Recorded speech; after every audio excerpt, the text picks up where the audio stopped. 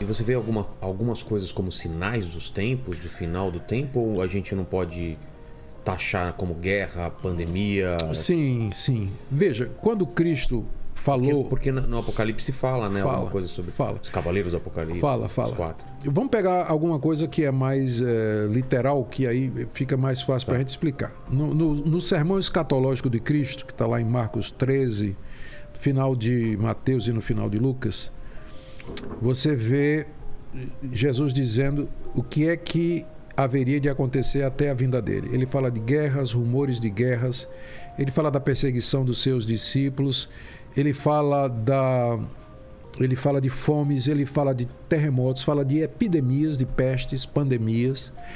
Ele fala de que surgirão falsos profetas falando no nome dele. Então, ele descreve ele dá cerca de 9 ou 10 sinais que na época dele era impossível alguém prever. Quando Cristo viveu na época da Pax Romana, mas ele falou de guerras e rumores de guerra. Na época que ele viveu, que ele disse isso, ele estava sozinho, aliás, ele estava no Monte das Oliveiras, perseguido pelos judeus, traído já por Judas, vai ser negado por Pedro, e os 10 discípulos que sobraram fugiram na hora que apertou. Na hora que apertou. Então, como é que ele poderia dizer que um dia o nome dele seria tão conhecido que viriam pessoas no nome dele e que seus discípulos seriam levados diante de reis e de autoridades para defender e tudo? Então, aqueles sinais eles foram dados para mostrar que Jesus é o Filho de Deus, que ele é profeta.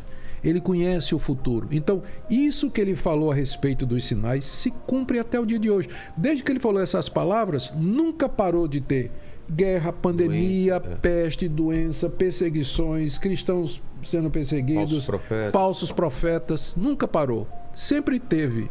Épocas mais, épocas menos.